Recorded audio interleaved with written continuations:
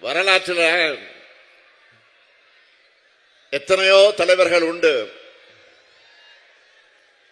அதில் அண்ணாவை பார்த்தா எனக்கே சிகரம் பொறாமையா இருக்கும். ஏன் தெரியுமா? பெரியாரை போல குருவும் கலைஞரை போன்ற ஒரு சிஷியனும் கிடைச்ச ஒரே தலைவர் பேரறிஞர் அண்ணாதான்.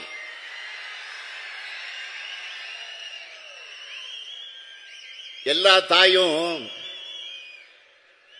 தன்னுடைய பிள்ளைக்கு பேர் வைப்பாங்க. ஆனா நம் தாய் நாட்டுக்கு தமிழ்நாடுன்னு பேர் வச்ச தலைமகன் பேரறிஞர் அண்ணாதான். அப்படிப்பட்ட அண்ணாவின் ஊர்ல அவர் உருவாக்கிய திராவிட முன்னேற்ற கழகத்தின் தலைவரா இந்த முத்துவேல் கருணாநிதி ஸ்டாலின் பேசுறது எனக்கு கிடைச்ச பெருமை.